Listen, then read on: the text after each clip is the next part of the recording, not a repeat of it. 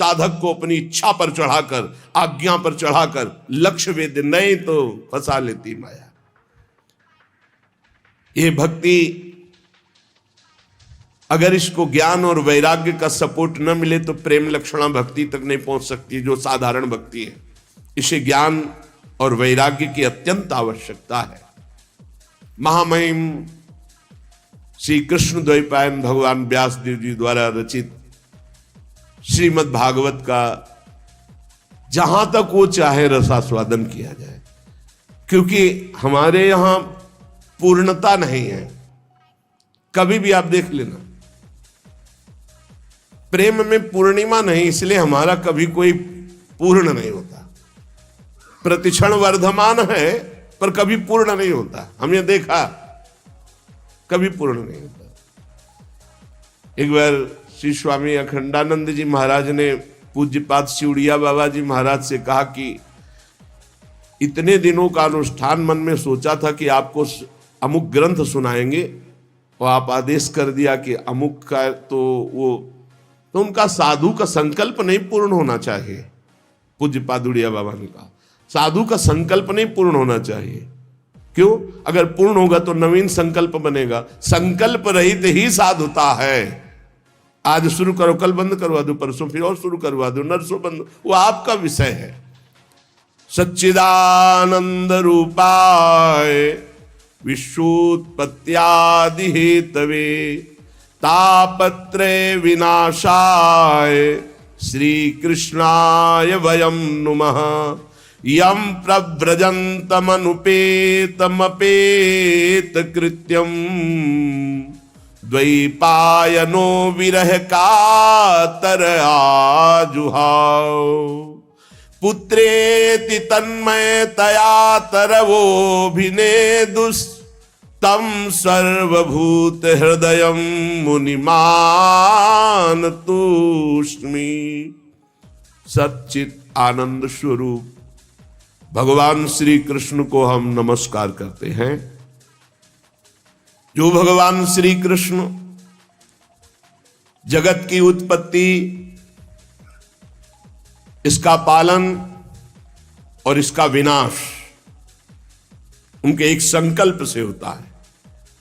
आध्यात्मिक आदि दैविक आदि भौतिक तीनों प्रकार के तापों का जो नाश करने वाले हैं, जो सृष्टि का सृजन करते हैं, ब्रह्मा रूप से हरि रूप से पालन करते हैं और भगवान रुद्र रूप से अपने में लय कर लेते हैं, ऐसे सच्चिदानंद स्वरूप भगवान श्री कृष्ण को हम बार बार नमस्कार करते हैं। और महामहिम परमहंस शिरोमणि श्री सुखदेव जी को नमस्कार करते, क्योंकि अभी प्रकट ही हुए हैं, कोई संस्कार भी नहीं हुआ, न यज्ञोपवीत संस्कार, न लौकिक वैदिक कोई अनुष्ठान का अवसर ही नहीं दिया। गर्भ से निकलते ही नाल छेदन भी नहीं हुआ महाराज का। ऐसे महान वैरागी गर्भ से निकलते ही चल दिए, जिनके पीछे पीछे श्री कृष्ण द्वैपायन भगवान व्यासदेव जी, हा पुत्र बेटा तुम कहां जा रहे हो, एक शब्द नहीं बोले। इतनी तन्मयता है ब्रह्म तत्व में कि वृक्षों से निकल रहा है सुकोहम सुकोहम सुकोहम। जो ऐसे समस्त भूत प्राणियों में विराजमान भगवत स्वरूप परमहंस शिरोमणि श्री सुखदेव जी महाराज है, उनके चरणों में कोटिशाह प्रणाम नमस्कार करते हैं। एक बार नैमिषारण्य में, बड़ा पावन क्षेत्र है नैमिषारण्य, बड़े भजन के परमाणु हैं। 88,000 ऋषि और श्री शौनक जी उनके मुखिया हैं। 88,000 ऋषियों में सब विराजमान हैं और मंचाधीन श्री सूत जी महाराज हैं। तो सूत जी महाराज को 88,000 ऋषि और उनके मुखिया शौनक जी प्रणाम करके नमस्कार करके बोले। शौनक जी ने कहा, सूत जी आपके वचन जब निकलते हैं तो उनसे हमारे अज्ञान अंधकार का नाश होता है। अज्ञान ध्वांत विध्वंस कोटि सूर्य समप्रभ सूताख्यायी कथा सारम मम कर्ण रसायनम। भक्ति ज्ञान विरागातो विवेको वर्धते महान माया मोह निरासस्य वैष्णवैः क्रियते कथम। हे सूत जी महाराज, आपके वचन करोड़ों करोड़ों सूर्यों के समान हैं, क्योंकि अज्ञान अंधकार का नाश कर रहे हैं। जब आप भगवान की चर्चा कहते हैं तो हमारे कानों में ऐसा लगता है अमृत रस। जो हम बड़ी बड़ी यज्ञ करके आनंद प्राप्त नहीं कर पाए, और आपके श्रीमुख से भगवत चर्चा सुनकर वो आनंद वर्तमान में मुझे प्राप्त हो रहा है। भक्ति ज्ञान और वैराग्य से प्राप्त होने वाले महान विवेक की वृद्धि किस प्रकार से होती है, ये हम आपसे पूछते हैं। विवेक ये बहुत समर्थ परमार्थ का शुभट है। जिसके पास विवेक है वो माया को रौंद कर परास्त करके निश्चित परम पद को या ब्रह्मबोध तत्व ज्ञान जो चाहे वो प्राप्त करो। विवेक भक्ति ज्ञान वैराग्य से प्राप्त होने वाले महान विवेक की कैसे प्राप्ति होती है, कैसे वृद्धि होती है। ये वैष्णवजन भगवान की दुरंत माया मोह से अपना कैसे पीछा छुड़ाते हैं। ये घोर कलिकाल है, इसमें जीव की प्रायः स्वाभाविक आसुरी प्रवृत्ति होती, राक्षसी प्रवृत्ति। भूमि परत भा ढाबर पानी, निर्मल जल आकाश से जैसे गिरा, पृथ्वी में गिरते ही धूल दूषित मलिन हो गया, ऐसे ही तिम जीव ही माया लपटानी। महाराज, ऊपर से कलिकाल जिससे आसुरी प्रवृत्ति बढ़ती चली जा रही, तो क्या उपाय है जिससे माया आसक्त जीव कलिकाल में दैवी संपदा से संपन्न बनकर के भगवत प्राप्ति कर ले? ऐसा कोई उपाय है आपकी दृष्टि में? सूत जी, आप हमें कोई ऐसा शाश्वत साधना बताइए जो सबसे अधिक कम समय में हमारा परम कल्याण कर दे, सबसे अधिक बलशाली और कम समय में हमारा कल्याण कर दे, हमारे हृदय को पवित्र कर दे, हमें भगवान ललित त्रिभंगी श्याम सुंदर से मिला दे। देखो महाराज, चिंतामणिर लोक सुखम सुरद्रुः स्वर्ग संपदम प्रयच्छति गुरु पीतो वैकुंठम योगी दुर्लभम। अगर चिंतामणि मिल जाए तो लौकिक सुख दे सकती है, कल्प वृक्ष मिल जाए तो स्वर्गिक सुख दे सकता है, परंतु अगर गुरु मिल जाए और गुरु प्रसन्न हो जाए तो योगी दुर्लभ नित्य भगवान का परम धाम दे देते हैं। इसलिए आप कृपा करके बताइए कि महान बलिष्ठ साधन कम समय में श्री कृष्ण का साक्षात्कार करा दे, शुद्ध विवेक जागरण हो जाए, ऐसा उपाय बताओ। क्योंकि एक तो माया ग्रसित, दूसरा कलयुग का प्रभाव, कैसे जीव भगवत प्राप्ति करे। सूत जी ने कहा, शौनकादि ऋषियों, मैं देख रहा हूं कि तुम्हारे हृदय में श्री कृष्ण का बहुत प्रेम है, इसलिए मैं विचार करके तुम्हें संपूर्ण सिद्धांतों का निष्कर्ष सुनाता हूं। ध्यान से सुनो, ये तुम्हारे जन्म और मृत्यु के भय का नाश कर देगा। ध्यान से सुनो। जब जीव के हृदय में भक्ति जागृत होती है, ऐसी भक्ति जिसका प्रतिदिन प्रवाह बढ़े, वो प्रवाह जीव को भगवान श्री कृष्ण के समीप ले जाता है, भक्ति का प्रवाह। और उसके ऐसे आचरण बनने लगते हैं कि भगवान प्रसन्न हो जाते हैं। जहां भगवान प्रसन्न होते हैं, ये माया अपने आप हटने लगती, फिर उसमें कोई बाधा नहीं पहुंचाती। मैं तुम्हें साधन बताता हूं भगवान श्री कृष्ण को प्रसन्न करने का, सावधान होकर सुनो। कलयुग में जीवों के काल रूपी सर्प के मुख का ग्रास होने के त्रास का आत्यंतिक नाश केवल भगवान की कथा से हो सकता है। अगर हमें नित्य सत्संग मिले, नित्य भगवत चर्चा मिले, तो हमारा भजन रोज बढ़ेगा, भजन में रुचि बढ़ेगी, हमारे असत आचरण छूटेंगे, हम निश्चित भगवत प्राप्त हो जाएंगे। मन की शुद्धि के लिए भगवान की चर्चा से बढ़कर और कोई साधना नहीं। परस्पर भगवान की चर्चा कथन श्रवण की जाए, इससे बहुत जल्दी मन भगवान में लग जाता है और मन शुद्ध हो जाता है। जब मनुष्य के बहुत जन्मों का पुण्य एकत्रित होता है,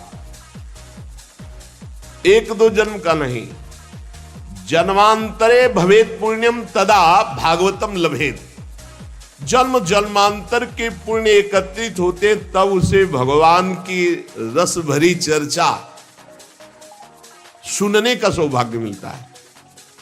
भगवान की चर्चा सुनना बड़ी दुर्लभ विषय।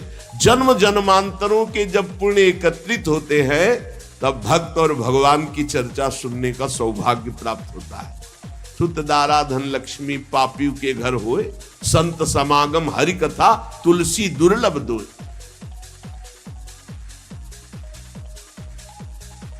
ये बहुत अमूल्य है भगवान की चर्चा। देखो, जब श्री सुखदेव जी महाराज राजा परीक्षित को कथा सुनाने के लिए उद्यत हुए तो देवता लोग अमृत का कलश लेकर के आए और कहा, महाराज, देवता अपना काम बनाने में बड़े कुशल होते हैं। नमस्कार किया और कहा, महाराज, ये अमृत कलश है, क्या करें? सुखदेव जी ने कहा, इसका क्या करें? नहीं, आप हमें कथा अमृत दे दीजिए और ये अमृत पिला दीजिए परीक्षित को, तक्षक सर्प काटेगा भी तो मरेंगे नहीं, क्योंकि अमृत का प्रभाव होता है, इसीलिए तो आप कथा सुना रहे हैं। उनको निर्भयता प्राप्त हो जाएगी अमृत से, और हमें सुना दीजिए कथा अमृत, जिससे हम मुक्त हो जाएंगे। अदला बदली कर लो, आप हमें कथा अमृत पान करा दो, हम परीक्षित जी को, ये देवता लोग कह रहे कि देवलोक का अमृत पान करा देंगे तो तक्षक काटेगा भी तो भी नहीं मरेंगे। हंस पड़े श्री सुखदेव जी, बड़े चतुर बनते हो। कहां ये कांच और कहां मणि, कहां इंद्र नीलमणि श्याम सुंदर की मनोहर चर्चा, और कहां ये भय शोक प्रदान करने वाला अमृत, क्योंकि उसको पीने के बाद भी देवता भयभीत होते हैं, शोकित होते हैं, ईर्ष्या होती है, कामनाएं होती हैं। वो अमृत किस काम का? और श्री कृष्ण कथा अमृत तो निर्विकार करके भगवत प्रेम में डुबो देता है। कहां कांच और कहां मणि, कहां ये अमृत और कहां श्री कृष्ण लीला अमृत। श्री सुखदेव जी ने हंसी उड़ा दी कि अरे जाओ, तुम ये कलश लेकर जाओ, तुम अधिकारी नहीं हो। दैन्य भाव से, आर्त भाव से अगर मांगते तो कुछ देने की जरूरत नहीं थी, अपने आप कथा सुनने को मिल जाती, लेकिन तुम अदला बदली कि हमें भगवदामृत पिला दो, ये हम देवामृत तुम्हें दे दे। ये कहां कांच और कहां भगवान श्री कृष्ण की चर्चा। तुम भक्त नहीं, तुम अभक्त हो। देखो,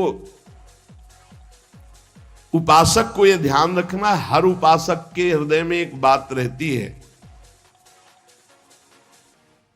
पहली हमारी मांग होनी चाहिए भगवत प्राप्ति, पर हर उपासक के मन में होती है आखिरी बात कि भगवत प्राप्ति तो हो ही जाएगी, हम भोग लेते हैं। कभी नहीं होगी ऐसे उपासक को।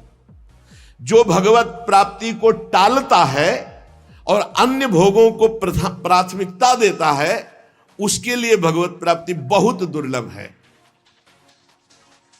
एक भक्तमाल जी में प्रसंग आता है कि एक बहुत बड़े सिद्ध महापुरुष के पास एक कथा सुनाने वाले कि महाराज, हमने श्रीमद् भागवत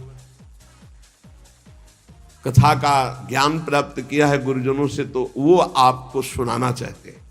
तो उनका अहोभाग्य, भगवान की असीम कृपा, आप कथा सुनाएंगे। 7 दिन भगवत चर्चा सुनी।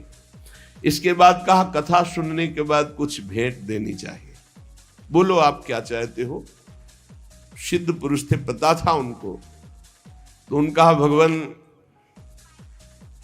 संतान नहीं है। अगर एक संतान हो जाती, जाओ 7 दिन कथा सुनाने का फल हमारे भजन के प्रभाव से तुम्हारा नवीन प्रारब्ध बनेगा और तुम्हारे संतान होगी। और हाँ भगवान, संतान भी हो गई पर धन नहीं है तो कैसे हम पालन पोषण करेंगे। इसलिए आपकी कृपा से कुछ ऐसा विधान बन जाए कि हमारा परिवार चलता रहे, इससे कुल परंपरागत हमें लक्ष्मी की प्राप्ति हो। हरि चर्चा सुनाई है, विधान बन जाएगा धन का भी बन जाएगा। ठीक, जाओ। और कुछ भगवान की थोड़ी भक्ति भी हो जाए। चुप, पहले संतान, दूसरे में धन और तीसरे में भक्ति। कदाप तेरे को भक्ति प्राप्त नहीं हो सकती। जाओ, संतान होगी, संपत्ति मिलेगी, भक्ति नहीं। और अगर पहले बोले होते पहले नंबर में कि भगवान की भक्ति, और अब प्रभु संतों का भोग लगे, ठाकुर जी का भोग लगे, इसके लिए नाथ। और प्रभु कोई संत सेवा करने वाला हमारे कुल में भी हो जाए, सब हो जाता। पहले भक्ति, लेकिन भक्ति सबसे पीछे नहीं। अभक्तास्तांश्च विज्ञाये न ददौ सा कथामृतम, श्रीमद् भागवती वार्ता सुराणाम अपि दुर्लभा। भगवान की कथा दैन्य आर्त भाव से, अहोभाग्य मनाकर सुनी जाती है, इस भाव से नहीं, अदला बदली से नहीं। श्री सुखदेव जी ने देखा कि इनके हृदय में भक्ति नहीं है, ये बदले में कथा सुनना चाहते, इसलिए अनाधिकारी है। ये जानकर कथामृत का दान नहीं किया। ये देवताओं को भी दुर्लभ है भगवत चर्चा, श्री कृष्ण कथा। पूर्व काल में श्रीमद् भागवत के श्रवण से राजा परीक्षित को परम पद मिला, यद्यप सर्प ने काटा था। ब्रह्मा जी को बड़ा आश्चर्य हुआ। उन्होंने सत्यलोक में साधनों को तौला, एक तरफ सब साधन और एक तरफ भगवान की पावन लीला कथा। तो सब साधन हल्के पड़ गए और भगवान की चर्चा सबसे भारी रही। भगवत लीला कथा ये सीधे भगवत प्राप्ति कराती है। रत्नावती जी ने कोई और साधन नहीं किया, केवल दासी के मुख से भगवत चर्चा। ब्राह्मण पत्नियों ने मथुरा, कोई और नहीं, गोपी जनों ने और कोई नहीं, परस्पर भगवत चर्चा, भगवत गुणानुवाद, बड़ी दिव्य अवस्था। कलयुग में भगवान की लीला कथा सुनने से तत्काल माया मोह का नाश होकर के भगवत प्राप्ति होती है। और कहीं सप्ताह विधि से जो श्रवण करते हैं कामना पूर्वक, उनकी जो कामना होती है, या पाप प्रायश्चित, पापों का नाश, कामनाओं की पूर्ति, भगवत प्राप्ति, सब कुछ इसमें सुलभ है। शौनक जी ने पूछा, सांसारिक प्रपंच से मुक्त एवं विचरणशील देवर्षि नारद जी सनकादि के साथ संयोग कहां हुआ? वो विधि विधान के श्रवण में उनकी प्रीति कैसे हुई? सूत जी ने कहा, मैं तुम्हें वो भक्ति पूर्वक कथा सुनाता हूं। श्री सुखदेव जी का मैं अनन्य शिष्य हूं। सूत जी कह रहे, श्री सुखदेव जी ने मुझे अपना प्रिय शिष्य जानकर एकांत में मुझे सुनाया है। एक दिन विशालापुरी में चारों निर्मल ऋषि सनक सनंदन सनातन सनत कुमार सत्संग के लिए आए हुए थे। वहां उन्होंने देखा देवर्षि नारद जी को। शनकादि ने देवर्षि नारद जी के दर्शन से ही प्रश्न उत्पन्न हो गया और कहा, भगवान के भक्त का मुख उदास नहीं होता, तुम्हारा मुख उदास क्यों है? भगवान के भक्त का मुख उदास नहीं होता। उदास का कोई विशेष कारण होता है। आपका चिंतातुर होना, उदास होना और आपका जल्दी जल्दी चलना, इन तीनों बातों से मुझे लग रहा है कि कुछ न कुछ विशेष बात है। क्योंकि भक्त गजराज की चाल चलता, मस्त भगवत चिंतन परायण। भक्त का मुख प्रसन्न होता है, वो चिंता शोक से मुक्त होता है। नारद जी को उदास देखकर, चिंतातुर देखकर और जल्दी जल्दी आते हुए देखकर कहा आपका आगमन कहां से हो रहा है? आप इस समय जो व्याकुल हैं इसका मतलब कोई समस्या है। इसलिए अनासक्त पुरुष की ऐसी स्थिति किसी विशेष समस्या से होती है। वो क्या समस्या है? देवर्षि नारद जी से सनकादि ने पूछा। नारद जी ने कहा, महाराज मैं सर्वोत्तम लोक पृथ्वी लोक को इसलिए मानता हूं कि यहां बड़े बड़े महाभागवत भगवान के भजन करने वाले हैं। तो मैं पृथ्वी लोक में आया, यहां पुष्कर, प्रयाग, काशी, गोदावरी अर्थात नासिक, हरिद्वार, कुरुक्षेत्र, श्रीरंग, सेतुबंध, कई तीर्थों में मैं विचरण करता रहा, लेकिन मुझे इन सब तीर्थों में जाने पर जो शांति चाहिए वो नहीं मिली। क्यों? क्योंकि इस समय अधर्म के सहायक कलयुग ने सारे तीर्थों में अपना प्रभाव फैला रखा है। मैंने तीर्थों में देखा, देवर्षि नारद जी कह रहे, सत्यम नास्ति तपः शौचम दया दानम न विद्यते उदरम भरणो जीवा वाराकाह कूट भाषुण। सत्य नहीं रह गया।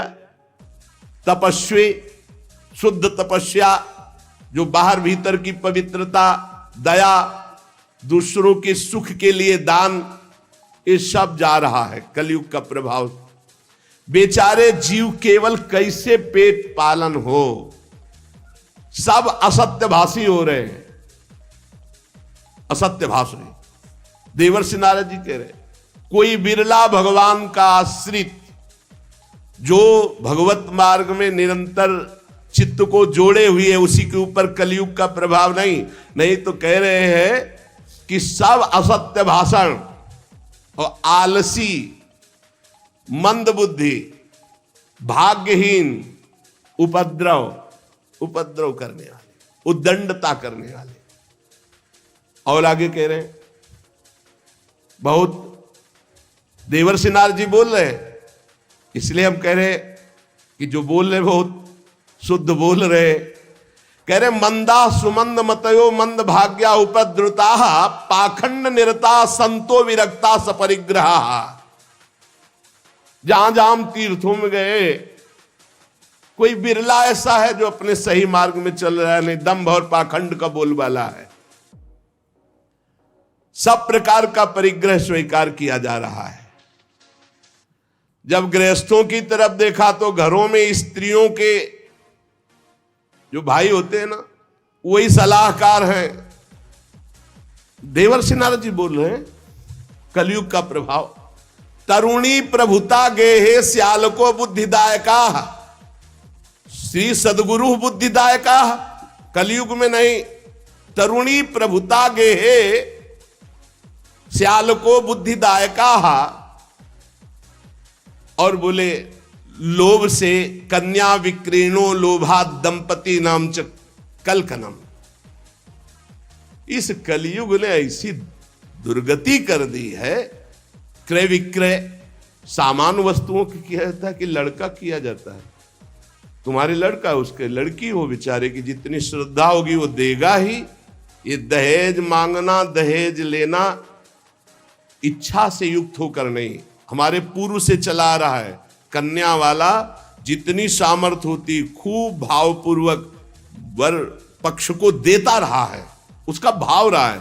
लेकिन वर पक्ष मांग करके वैसे घर में नई साइकिल नहीं, लड़का मोटरसाइकिल के लेगा तब ही चले, दुल्हन भी ले। केवल तुम लड़का हो इसलिए, और वो पढ़ लिख करके घर परिवार से आपके पास आ रही है, पूरे जीवन आपकी सेवा करेगी। तुम्हें ये नहीं समझ में आ रहा, तुम्हें चाहिए कमा करके। अरे हमें तो लगता है कि कार वगैरह व्यवस्था तो देनी चाहिए लड़की वाले को, कि हमारे कुल चलाने के लिए लड़की दी, तुम्हें कभी कोई कष्ट ना पड़े। लड़की वाला बेचारा देता है ऊपर से, और वो मांग करते हैं। स्त्री पुरुष फिर भी आपस में कलह,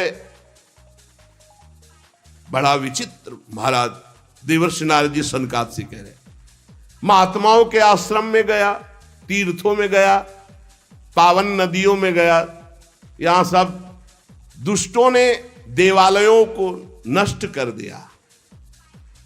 कलयुग का ऐसा प्रभाव हो रहा है कि शुद्ध योगी मिलना सिद्ध मिलना, सिद्ध ज्ञानी मिलना, सिद्ध भक्त मिलना, सिद्ध सत्कर्मी मिलना बड़ा कठिन हो रहा है। न योगी नैव सिद्धो वा न ज्ञानी सत्क्रियो नरा कलिदावा नले नाद्य साधनम भस्मताम गतम। भ्रष्टाचार फैला रहा है कलयुग। सारे साधन इस समय कलि रूपी दावानल से भस्म हो रहे हैं। हमने देखा कि बाजारों में अन्न बिकने लगा है, पहले अन्न नहीं बिकता था। देवर्षि नारद जी कह रहे कैसा कलयुग का प्रभाव बढ़ गया है। अट्टशूला जनपदा शिवशूला दुजातय कामिन्य केशशूलिन्य संभवंती कलाविहि। दुजातय जो विप्रजन है वो पैसा लेकर के वेद पढ़ाते हैं, तो फिर परिवार कैसे चले? नहीं, वेद पढ़ाते थे वो तो गुरु दक्षिणा में या कार्य की पूर्णता में जजमान तो खुद देता था, मांगने को नहीं कहा गया। गोस्वामी तुलसीदास जी ने भी कहा बेच ही वेद धर्म दुहि लेहि। पैसा तय करके वेद का पाठ करना या शास्त्रों का श्रवण कराना, ऐसा निषेध कलयुग का प्रभाव है। देवर्षि नारद जी कह रहे तस्मात् शास्त्रम प्रमाणम कामिन्यः केशशूलिन्यः संभवन्ति कलाविहा। इस कलयुग ने ऐसा भ्रष्टाचार मचा दिया कि चरित्र बेच करके लोग जीवन यापन करना चाहते हैं। बड़ा विचित्र है। बोले चरित्र बेच करके उदर पोषण करने की वृत्ति, ऐसा दिमाग। नौकरी मिल जाए, रुपया मिल जाए, पद मिल जाए, चरित्र चला जाए, उसका कोई महत्व तो नहीं। ऐसा कलयुग बुद्धि को भ्रष्ट कर देता है। एवं पश्यन कलेर दोषान पर्यटन नवनीमहम यामुनम तटमापन्नो यत्र लीला हरेरभूत। मैं ऐसे विचरण करते हुए भयानक कलयुग के दोषों को देखता हुआ परम पावन यमुना जी के पुलिन पर विराजमान जो श्री वृंदावन धाम है, जहां भगवान श्री कृष्ण की नित्य लीला हो चुकी है, हो रही है और होती रहेगी। तत्राश्चर्यम मया दृष्टम सूर्यताम तन्मुनीश्वरा एका तु तरुणी तत्र निषण्णा खिन्न मानसा। मुनिवरों, मैंने एक बड़ा आश्चर्य देखा वृंदावन में। वहां एक बड़ी तेजोमयी दिव्य युवती खिन्न मन से बैठी है, उसके पास दो पुरुष वृद्धावस्था को प्राप्त अचेत पड़े हुए सांस ले रहे हैं। वो तरुणी बार बार उन दो वृद्ध पुरुषों की सेवा करके जगा रही है, दुलार कर रही है, पर वो जगी नहीं रहे। तरुणी खिन्न मानसा, बहुत उदास है। दश दिक्षु निरीक्षन्ति रक्षितारम निजम वपुः विज्यमाना सतस्त्रिभिर बोध्यमाना मुहुर्मुहु। वो दसियों दिशाओं में देख रही कि कोई मेरा सहयोगी आ जाए और इन दो को चेतना दिला दे। बार बार वो वस्त्र से पंखा झल रही, उन्हें चेतना लाने की कोशिश। मैंने ये दूर से चरित्र देखा, कौतूहलवश पास गया। वो दिव्य तरुणी खड़ी हुई और प्रणाम करके व्याकुल होकर मुझसे कहने लगी, देवर्षि नारद जी, एक क्षण ठहर जाइए, मेरी चिंता को दूर कर दीजिए, क्योंकि आप जैसे संतों का दर्शन समस्त चिंता और पापों को नष्ट करने वाला होता है। आपके वचनों से मेरे दुख की बहुत कुछ शांति हो जाएगी, मुझे विश्वास है। क्योंकि यदा भाग्यम भवेद भूरि भवतो दर्शनम तदा। जब मनुष्य के बहुत बड़े भाग्य उदय होते तब आप जैसे संतों के दर्शन होते हैं। नारद जी ने कहा कि देवी तुम कौन हो, बहुत तेजस्वी हो, और ये दोनों वृद्ध पुरुष कौन है तुम्हारे जो तुम इनकी सेवा कर रही हो, और बहुत सी कमल नयनी देवियां तुम्हें घेरे हुए हैं। तुम विस्तार से अपने दुख और अपना परिचय बताओ, दुख का कारण और परिचय। तो उस दिव्य युवती ने कहा, अहम भक्ति रीति ख्याता इमौ में तनयो मतौ ज्ञान वैराग्य नामानौ काल योगे न जर्जरौ गंगाद्या सरितश्चेमा मत सेवार्थम समागता। मेरा नाम भक्ति है ये मेरे पुत्र हैं जो वृद्ध हो गए ज्ञान और वैराग्य। समय के प्रभाव से, कलयुग के प्रभाव से मेरे पुत्र वृद्ध हो गए ज्ञान और वैराग्य। ये जो मेरी सेवा में है ये गंगादि दिव्य नदियां हैं। मैं समस्त देवियों से सेवित हूं क्योंकि प्रेम लक्षणा भक्ति हूं। तपोधन मैं अपनी कथा सुनाती हूं और सुनकर आप मुझे शांति प्रदान करें। मैं द्रविड़ देश में उत्पन्न हुई, कर्नाटक में बड़ी, कहीं कहीं महाराष्ट्र में सम्मानित हुई, गुजरात में मुझे थोड़ा बुढ़ापा जैसा लगा। घोर कलयुग के प्रभाव से पाखंडियों ने मुझ भक्ति को क्षीण कर दिया है। पाखंड ने बहुत काल से मैं दुर्बल, निस्तेज, अपने पुत्रों सहित। पर जब मैं वृंदावन आई तब तो मैं तो सुंदरी स्वरूप नवयुवती हो गई, लेकिन मेरे पुत्र वैसे की वैसे ज्ञान वैराग्य। भक्ति कह रहे मैं तो तेजस्विनी हो गई वृंदावन में, लेकिन ज्ञान वैराग्य को यहां। अब ये मेरे पुत्र ऐसे वृद्ध पड़े हैं, अब इनको छोड़कर मैं कहीं जा नहीं सकती। जरठत्वम क्षमायातौ तेन दुखेन दुखिता साहम तो तरुणी कस्मात सोतो वृद्धा विमोकुता। बड़ी समस्या है, माता जवान और बेटे बूढ़े, मैं दुखी हूं। हम तीनों एक साथ रहते हैं, ज्ञान वैराग्य भक्ति। फिर ये विपरीतता क्यों? ऐसा होना चाहिए, पुत्र तरुण होना चाहिए, माता बूढ़ी होनी चाहिए। मैं तरुण हूं, मेरे पुत्र ज्ञान वैराग्य बूढ़े हैं। योग निधि आप इसका कारण बताइए।